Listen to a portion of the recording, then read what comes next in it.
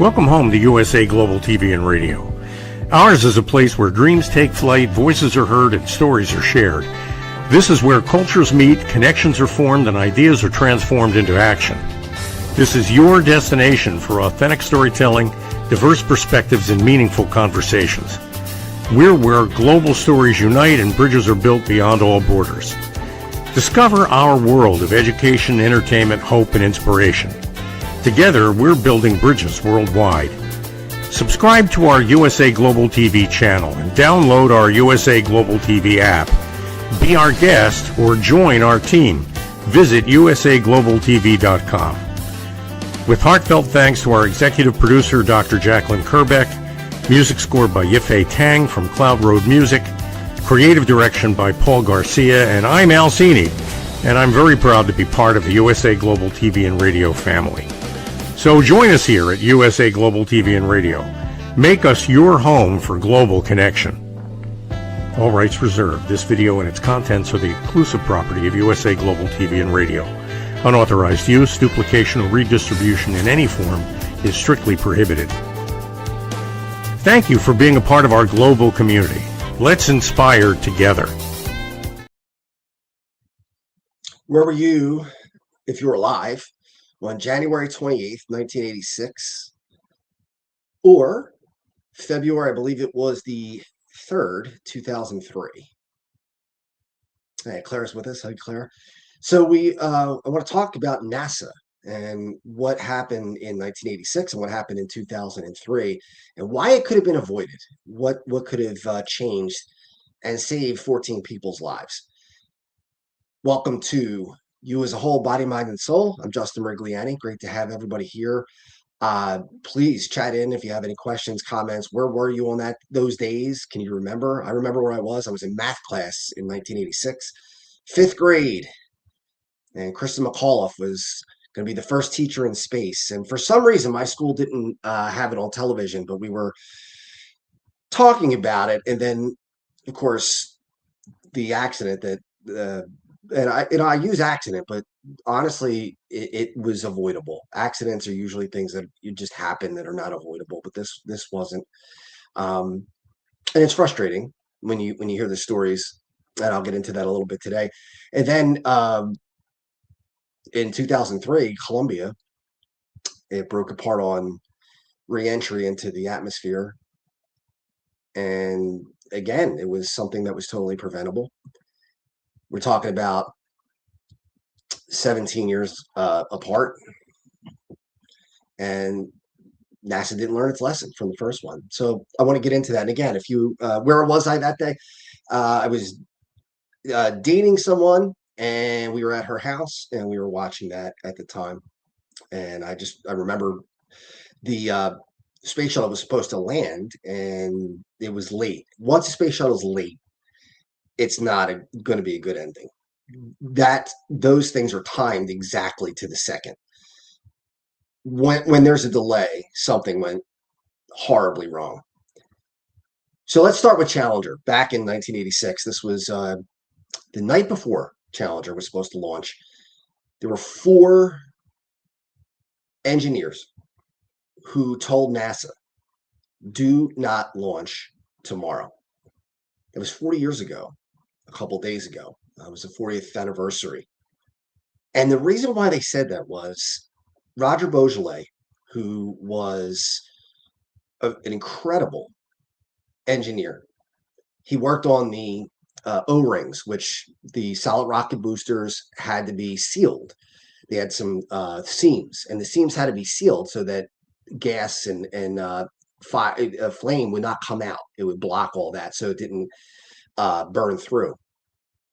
And the year before, 1985, Roger Beaujolais went and took a look at the O-rings for a launch, and I believe it was also Challenger, because they had 4 shuttles. It was Challenger, Columbia, Atlantis, and I can't remember the other one, but there were 4 in the fleet. And Roger Beaujolais went and looked at the O-rings, and the launch that they had was in 53-degree weather down in Florida. That was the coldest launch ever recorded. When he looked at the O-rings, he could see that they had burn through. it was a backup. There was a initial O-ring, and then there was a backup in case one failed. You'd have one backing it up. But what happened with that one is the main O-ring failed, and the second one almost burned through, almost failed, but it didn't. And he took pictures of it, and he made it very clear that they had a problem with the O-rings. And in just a year later, in January of 86, the temperature was around 20 some degrees in Florida, just like this week. This week it's been incredibly cold in Florida. This was not as bad back then in 1986. It was bad, but it wasn't multiple days like it's been this time. But nonetheless, the temperature was very, very low. And the problem is when the O-rings when they were in freezing temperatures, even cold temperatures, they did not expand the way they should. And they were dangerous because they were going to allow gases to seep out and flames to seep out, and that was going to potentially cause a disaster. So when they got the weather report for the next day, they, at Morton Thiokol, the company that Roger Beaujolais worked for, they had a conference call with NASA. And Roger Beaujolais, Alan McDonald, Arnie Thompson, and Bob Ebling all told NASA, do not launch. They were all in agreement that NASA should not launch that shuttle the next day because of the cold temperatures, because they were afraid the O-rings would fail. And they had a conference call. And Morton Thiokol management was on board. They said, all right, if our engineers are saying that it's dangerous and there's going to be a catastrophe, we're going to go with that. And what did NASA do? NASA got angry and pushed back. And what NASA wanted to do was launch because there had been a lot of delays. This was when they were going to have the teacher in space, Krista McAuliffe. They had so many problems with mechanical issues and weather delays, and they were afraid that they were going to lose their funding. And all of this always comes down to money. Whenever you have any kind of cover up or any kind of problem like this, money is usually the reason why. And this was no exception. They were worried about losing funding, and they wanted to launch. So they said to the engineers, and when I say they, Lawrence Malloy was one of the big ones. He was part of the solid rocket booster on that committee for NASA. And he said, what do you want me to do, Thiokol? You want me to launch in the spring? So he was aggravated that they were telling him not to launch in cold weather. And they went offline. They talked about it. Morton Thiokol came back, and Morton Thiokol told the 4 engineers, take off your engineer hat, put on your management hat. So in other words, I know that you're afraid that people are going to get killed tomorrow. We're going to blow up that space shuttle. But think about it from a management point. What if you're wrong? What if it's fine and it doesn't have, there are no accidents, everything's good?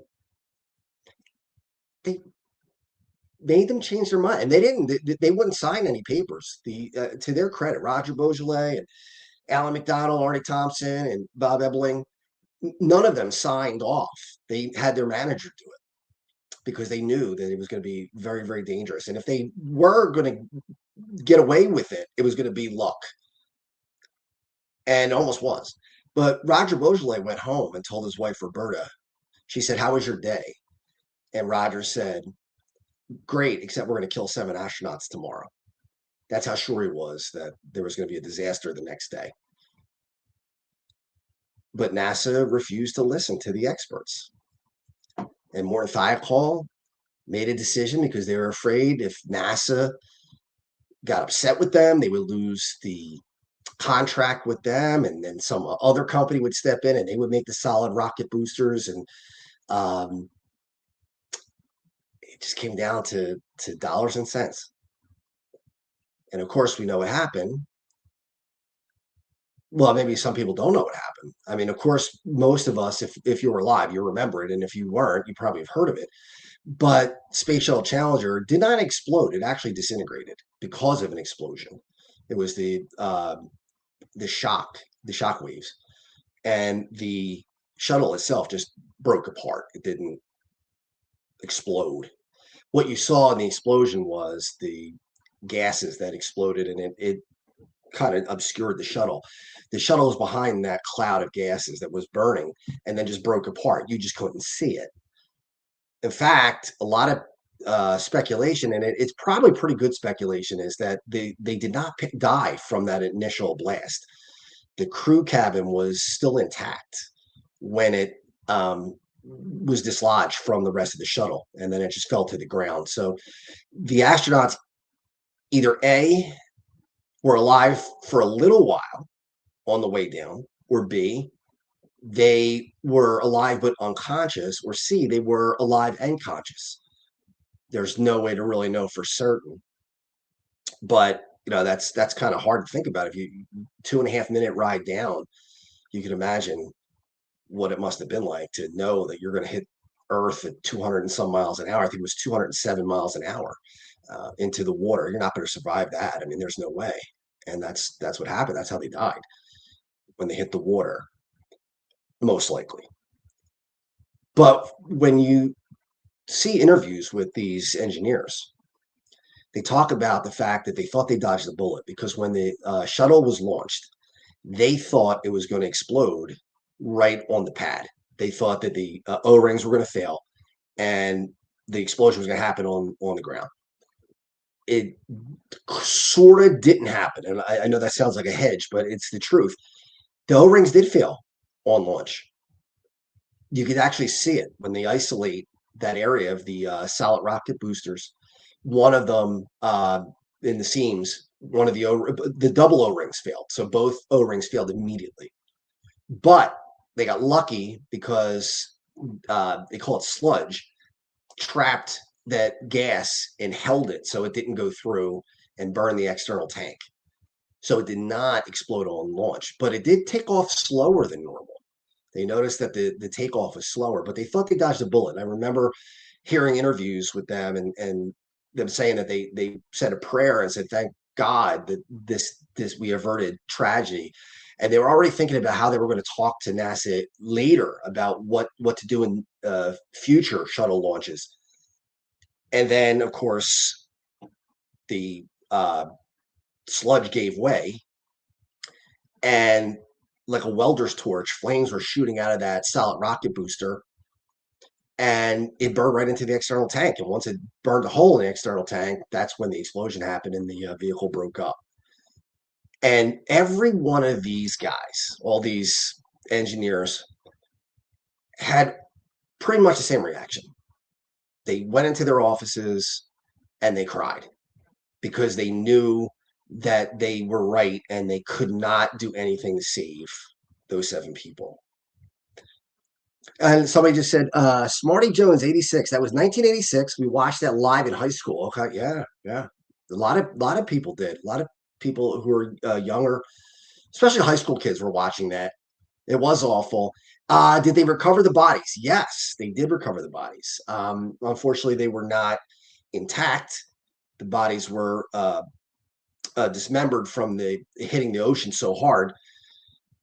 So they were recovered. Most of them were fully recovered. Some of them were not. But yeah, these engineers were just devastated, and they couldn't believe that NASA wouldn't listen. And that's why I created a title, How Hubris and Disregard Led to the 2 Tragedies. Because I'll tell you about Columbia after this. NASA didn't listen to the experts. These guys were the experts. They were the engineers who created the solid rocket boosters. They were the ones who knew what the O-rings were and why they were there and how they worked. And NASA didn't want to hear it. NASA wanted to launch the shuttle because it would look bad. The optics wouldn't be good. We have to delay again. We're going to lose our funding. We're not going to be able to keep this going. The country's going to give up on us. The government is not going to want to keep pumping money into it if we don't get things done? For what? Now, even if you didn't care about the 7 astronauts, even if you were NASA and you're like, well, we have a bunch of astronauts, which obviously is horrible thinking, but if they were thinking that way, why would they risk a $1.2 billion, that's 1986 dollars, $1.2 billion space shuttle? For what? You can't wait a couple days? You think Florida is going to stay 30 degrees for weeks? It's going to be another week, another couple days. It's going to warm up. Why not just wait? They had a rush, and it led to, most importantly, 7 people dying. And then secondly, the loss of that humongously expensive machine. And that was a quarter of their fleet. 4 shuttles, now you're down to 3. That's a pretty big hit. But it was just the arrogance, hubris, not wanting to listen, which led to this, which it was completely avoidable. It was completely avoidable, but they did not take into consideration how dangerous it was when they were told by the people who knew better. And then afterwards, they try to cover it up. The Rogers Commission is what it was called, where I can't remember his first name, but his last name was Rogers. He had the commission to find out what happened in the accident. And it turns out that there was just a complete lack of regard for personal safety, for the chain of communication was terrible. So trying to get messages up through the channels through NASA was just awful, and they found that they were wrong. Now, Lawrence Malloy tried to play it off that he didn't think it was going to be a problem, and Morton Thiokol changed their mind. Morton Thiokol's management changed their mind. That's different than the engineers changing their mind. When they tell you take off your engineer hat and put on your management hat, what they're saying is make the customer happy no matter what. Even if it's going to cost 7 people their lives, we got to take a chance on that, because otherwise we could be out. And that's where it was. And for a lot of those guys, especially Roger Beaujolais, who I never got to meet Roger, but I know his brother Rick. Rick Beaujolais is a great guy. That's a great family. But Roger Beaujolais' life was really, really ruined after that. All of them were really treated horribly by Morton Thiokol. They were taken off of their projects, and they were given smaller jobs that they should never have been in. That were jobs that they were way, way more qualified to do other things. They gave them some minor jobs, and really what they wanted to do was quit. That's ultimately was the goal, is to get them out. And they went through a lot, Roger especially. I don't know the other guys, but through Rick, I know Roger went through a tremendous amount. He went through a nervous breakdown, severe depression. His wife Roberta, same thing. She went through it as well. His kids, Darlene and Norma, had to go through that too. And it was tough. And then if you hear interviews with the astronauts' families, they had to deal with the fact that NASA did not put the welfare of their family members above prestige, above money.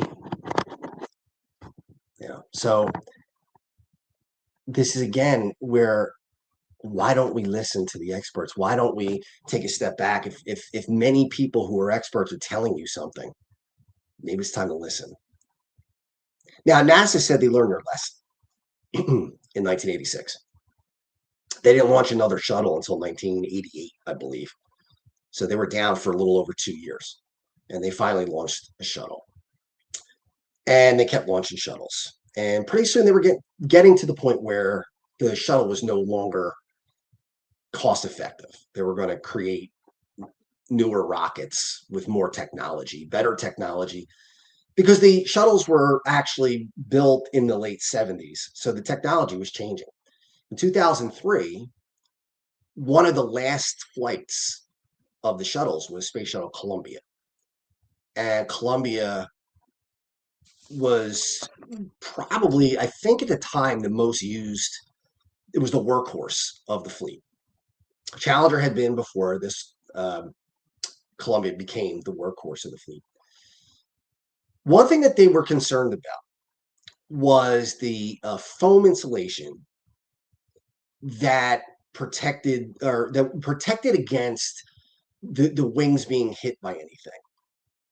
There was foam around the wings, and when the space shuttle took off, they were noticing that the foam would break off, and many times it just missed the shuttle itself. And because it missed the shuttle itself, it became normalized that was a risk worth taking. They normalized the risk. They said, well, you know what? We've had this happen before. It did not cause a big problem, so it probably won't again or ever, because it hadn't at all. Well, in 2003, when Columbia took off in February of 2003, or maybe late January, the foam came off and it hit the wing. And little did they know at the time, but it put a big hole in the wing. Now, the shuttle launched and made it up into space through the atmosphere up into space, and really the orbiting around space was fine. The shuttle wasn't having any problems that they noticed. But on the ground, what the astronauts didn't know was that Sean O'Keefe, who was the head of NASA at the time, and Linda Ham, who I can't remember what her title was, but I just remember her being involved. Linda Ham actually spoke to the crew and told them everything's fine. Just want you to know, they sent him an email. At that time, they had we had email. In 1986, we didn't with Challenger, but Columbia had email in 2003, and they sent an email to Rick Husband, who was the captain, and they said, look, when you come down, there's probably going to be talk about we got a message here. I think we're okay audio wise. I think we are okay. Somebody saying the mic can't hear, but Megan, you can let me know in the chat if that's the case. I'll take a look and see what's going on. But yep, we're okay. Cool. So they had email, and they sent an email to Rick Husband, and the email said, when you get down, you'll probably hear some questions about the foam hitting the wing.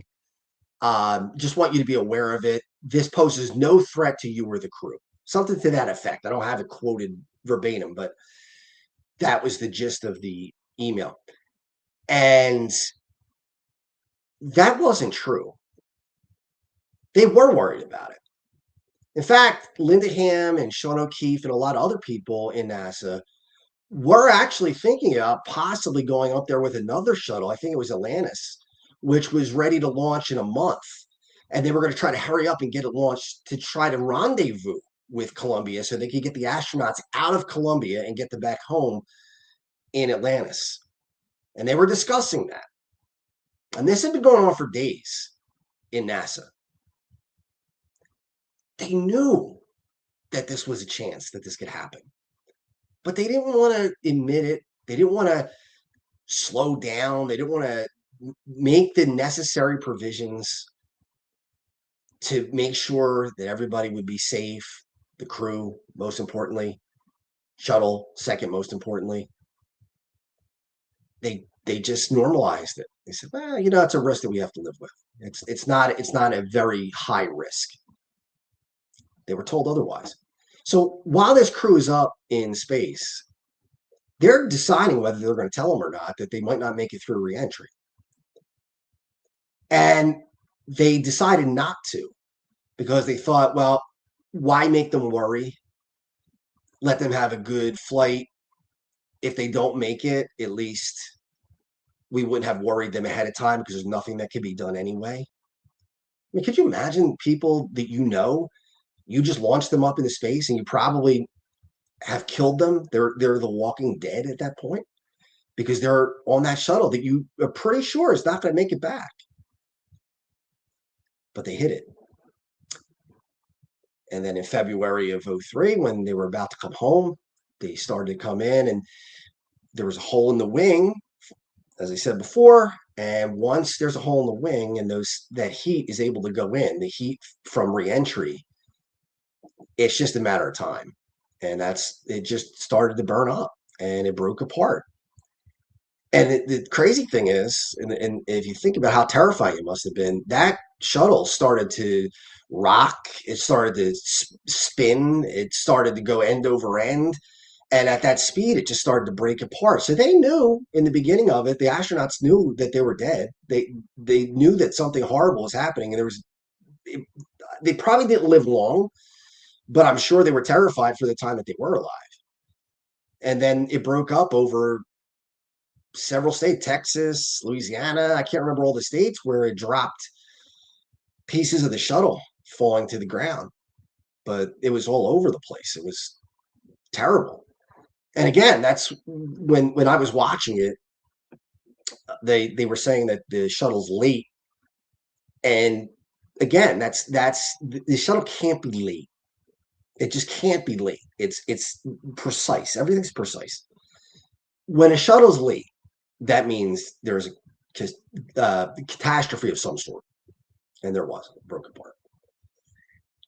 And I remember I was, 27, 28? 28. And I remember thinking to myself, even as a young guy, 28 years old, how in the world did they not learn from the first time in '86? How is it possible that people that smart, people that accomplished, could make the same mistake twice? Now, it was a different type of mistake. One was the O-rings, the other one was the foam strike. But was it different? No. What was different is the part of the shuttle that caused the problem. But what was the same lack of attention, the same disregard for human life, the same inability to see beyond their own hubris. We're NASA. We know everything. We're the best. We're the best. We can't be told. We know it all, but you don't. And that's why they said it couldn't have been the phone. Couldn't have been. They knew it was the phone. They knew it was the phone because they were talking about this through the week. So this was not a shock. And then they had some experts do some experiments to see what would happen if foam hit a wing at a certain speed. They calculated the speed, and I think it was 500 miles an hour or something like that. The foam was pretty much standing still, but the shuttle actually hit the foam. So the foam didn't really hit the shuttle. The shuttle flew into the foam. The foam was kind of suspended, and then it got hit. So the speed was very high. So they did an experiment where they fired an air gun with foam at a wing, and it blew a hole in it. And they looked at the hole and they said, well, there it is. There's your answer. That's exactly what happened.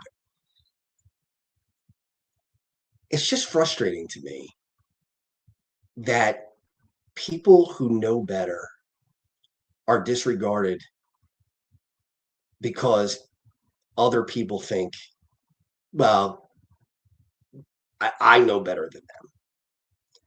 One of the things I always say to people is trust the experts. That's why they're the experts.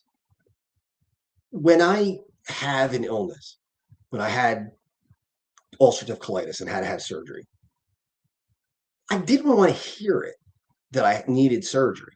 Nobody wants to hear that. Nobody says, wow, this is going to be awesome. But I knew better than to say to a doctor, no, I'm sorry, I think you're wrong. Why? Because I'm not an expert. The doctor was the expert. And the doctor said you need surgery or you stand the chance of dying, having colon cancer. So I had the surgery. And NASA just didn't get the memo on that. That when experts tell you something, sometimes you have to swallow your pride, and maybe it's not what you want to hear, but you got to listen anyway. And they did it twice because they were warned about the phone strikes. They were told not to launch until that was taken care of, until they figured out a way to make it safer so that that phone would not come off and hit the wing, or any other part of the shuttle for that matter. But again, they overlooked it because it was not for business, wasn't better for them. Roger Boisjoly went on to teach ethics in business after the tragedy with Challenger. He went to schools. He taught at colleges, I think in Utah. He was originally from Massachusetts. I think it was Massachusetts. I know it was New England area. But he went, when he moved out to Utah, where Mort Thiokol is, he then became a professor out there. And he taught how you have to be ethical, how you have to think of human life before profit, how you have to listen to people who know what they're talking about, not try to shut down the whistleblowers. Being punished for speaking out is dangerous, because if you don't have people speak out, you will have more and more accidents like you saw with Challenger and Columbia. It's inevitable, because there's nobody there that's going to stand up and say, hey, this isn't right. Because if they have to fear going through what Roger did and what Alan did and what Bob did and Arnie, a lot of people are not going to have the guts to do it. Those four guys did. And Roger was the main guy in that. And look at what it cost him. He was a whistleblower. It cost him his job. It cost him his mental health. It cost him money. The amount of money he should have been able to make, the earning potential that he had was astronomical, and he couldn't make that. It hurt his family. I've talked to his brother, Rick, about maybe doing a documentary on Roger and what it was like for him and what his thoughts were about NASA. And I respect Rick's wishes. He said, I don't think we should do it because it brings up a lot of pain in his family. And he said it would be better off if we did not do it. And I haven't pushed it because I know that I'd rather not do it and respect the family's wishes. On the other hand, I think somebody like that needs to be celebrated. I think every year when I post on Facebook about Challenger, it's always about Roger Boisjoly. We all know the tragedy. If you were alive, or if you have family who was alive, maybe people under a certain age won't remember. That was 40 years ago, so it's a long time ago. But the story of Roger Boisjoly is one that is kind of buried. Even 60 Minutes did a report about Challenger, and they interviewed Roger, but they interviewed him. They aired maybe a couple of minutes, maybe 2 minutes of the interview. They followed him around for days. They were at his house, and 60 Minutes did not play much of his interview, very, very little, which is a shame because there was a lot to be learned there. In fact, I talked to Rick. We were going to meet in New York and go to CBS to see if we could get the raw footage from that 60 Minutes episode. And then Rick decided that wasn't a great idea. And again, I respected the family's wishes. I wasn't going to push that. I wish we had it. I wish we were able to share it so people would see. I am a spiritual person. And I wrote this past January 28th that I really think, as upset as Roger was, and as much as he suffered because he tried to do the right thing, I really believe that when Roger passed away and he went up to heaven, I believe there were seven people standing there in their astronaut uniforms, their astronaut suits, just clapping to welcome them into heaven. And I think that's where he found his peace. I hope, anyway. That's what I hope. And I really believe that. I think that those astronauts know what he did and what he tried to do to save their lives, and it didn't go unrecognized. NASA didn't recognize it, but the people who should have been saved recognized it. I believe. Now, that could just be wishful thinking on my part, but that's what I believe. I just hope that people learn to do the right thing, even when it's not the easiest thing to do. And I've had that in my life too. My father has done several things, and my mother. They've done several things where it wasn't the easiest thing to do to just go along with the rest of the group and kind of pretend like everything's okay, but actually stand up and say, nah, you know what, this isn't right. I'm not going to allow this, or at least I'm not going to be a part of it. And that's what these four guys did. And Roger was the leader of it. They said, no, this is not right. And then you have the people who are all totally the opposite. Lawrence Malloy, who, when do you want me to launch? In the spring? You're trying to be intimidating, trying to flex muscle so that other people will be afraid to stand up. Or Linda Ham with Columbia. Just tell them, yeah, you're fine. Don't worry about it. Everything's fine. And then meanwhile, they're having conversations on the ground about how we're going to get them down. Well, then you know they're not fine. It's just, again, frustrating to see that. I hope everybody learns from this.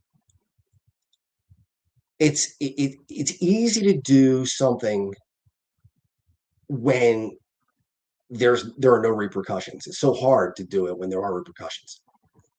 So I think it's Dr. Jacqueline. Recently, I was sharing with senior level executives that a tragedy occurred in a remote location of a publicly traded company. People died at work. I was called out by one of the executives who asked, "Do you think the CEO cares?" This is exactly what I'm talking about. Exactly what I'm talking about. No. Do I think the CEO cares? Maybe some do, but I think for the most part, no. I think they don't. I think stakeholders, same thing. Stakeholders, stockholders, if they're making money, then people are expendable in their eyes. I don't agree with that, but that's the way it is. If it's ever a choice between do the right thing or make the most money is going to win probably 95% of the time, if not more. That's not a scientific poll, but from experience, I can tell you that that's probably pretty close. Another one I could think of was there was a company who made hot tubs, and all they had to do to keep it safer was have a 5-cent screw that would keep people from, and this little guard that would keep people from, especially women and girls, getting their hair stuck in it and sucked under. They didn't want to do it because the 5-cent bolt or screw, whatever it was, wasn't worth doing. Well, you know what? It was worth doing because they got sued because somebody died from their hair being sucked in and then drowning from it. Why? You wound up paying more money in the long run anyway. Why wouldn't you just do it preemptively? Why would you wait? So Dr. Eklund says she was shocked. He told me I would not make it in corporate as a C-level exec. You know what? Then I wouldn't either. Because I'm not going to let people die because we want to make extra money. So no. And guess what? If that's what it takes to be a C-level exec, keep it. The one other thing, I know we're running out of time. Trying to think what lost my train of thought there. I bet you were shocked. Yeah, it is shocking when they say that. Oh yeah, the bridges here in Philadelphia. My uncle worked on the bridges, and for a long time they did not have a divider between north and southbound traffic, so they would just go, and there were a bunch of head-on collisions. Now, the reason why they didn't put in a barrier between them after tons and tons of accidents was very simple. Because if they put a barrier in between in north and southbound lanes, they're admitting that they should have one in the first place. And all of these accidents that happened before, those people would sue or sue on behalf of the family. That is why they wouldn't put in a barrier. So more people had to die because they didn't want to get sued. My uncle thought it was wrong. It was wrong. So as I wrap up, all I'm saying is I'm not trying to bash NASA, although they deserve a little bit of bashing. But you got it.